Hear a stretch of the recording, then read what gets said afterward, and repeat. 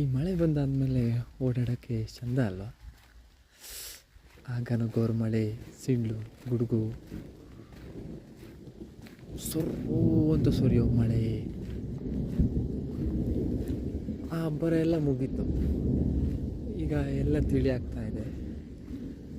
ಮಳೆ ಬರೋಕ್ಕಿಂತ ಮುಂಚೆ ಒಂದು ಥರ ಸಂಭ್ರಮ, ಆದರೆ ಮಳೆ ನಿಂತು ಹೋದ್ಮೇಲೆ ಇನ್ನೇನು ಒಂಥರ ಸಡಗರ. ಆ ಆಫ್ಟರ್ ಎಫೆಕ್ಟ್ಸೇ ಚೆಂದ ಅಲ್ವ? ಎಷ್ಟು ನೋಡಿ ಆ ಗುಡುಗು ಸಿಡ್ಲು ಬರ್ತಾ ಇದೆ, ಆದರೆ ಭಯ ಆಗ್ತಿಲ್ಲ. ಯಾಕೆ? ಅದು ಮುಗೀತು, ಬಂದು ಹೋಯ್ತು, ಇನ್ನೆಲ್ಲೋ ಸುರಿತಿದೆ. ಈಗೇನಿದ್ರು ಮಳೆ ಹನಿಗಳು ಅಲ್ಲ, ಮರದ ಹನಿಗಳು, ಅದ್ರ ಸಪ್ಪಳ. ಒಂದೊಂದು ಹನಿ ಮರದಿಂದ ಪಟ ಪಟ ಪಟ ಅಂತ ಬೀಳ್ತಾ ಇರುತ್ತೆ. ಆ ತಣ್ಣನೆ ಗಾಳಿ ಬೀಸ್ತಾ ಇರುತ್ತೆ.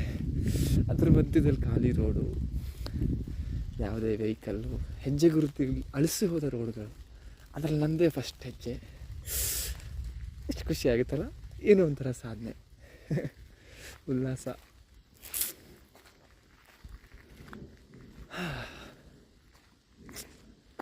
ಇಷ್ಟೇ ಜೀವನ ಅನಿಸುತ್ತೆ. ಇಷ್ಟೇ ಅನ್ಬಾರ್ದು, ಇಷ್ಟೆಲ್ಲ ಜೀವನ ಸಾಕು. ಇನ್ನೇನು ಬೇಕು?